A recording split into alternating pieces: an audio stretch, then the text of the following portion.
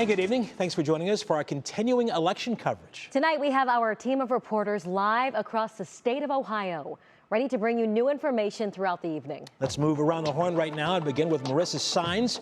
She is live at the Board of Elections warehouse here in Cleveland. Marissa, good evening to you. Russ, good evening to you. There's a lot of anticipation around here, and this room you see right behind me is going to get busier and busier as the evening goes on, because this is where all of your ballots are coming to be put into the system. Now, this midterm election cycle, Cuyahoga County is one of 64 jurisdictions across 24 states that's being watched by the Department of Justice. It's just an extra step to make sure there's no voter intimidation and to make sure voting rights aren't being violated. And just as I said, with much anticipation for around the 8 o'clock hour here. It's the same out east where I find my colleague Lydia Esparra. She joins us now live from the watch party for Democratic candidate Tim Ryan, who is fighting for a U.S. Senate seat. Lydia, good evening. And good evening to you, Marissa. And of course, we are here in Boardman, Ohio. It's right outside of Niles, and that's where Tim Ryan is from. Now, we're told this morning he woke up, he voted in Niles, and then he went door to door knocking, trying to get the final push to get the voters to get him to be a U.S. Senator. Now, the party here, the watch party here, starts sometime between 6 and 6:30, and depending on how the evening goes, that's when we'll expect to see Tim Ryan. So for now, I'm going to send it to Lena Lai, who's in Columbus, with the Republican Party and J.D. Vance's camp. Good evening, Lena.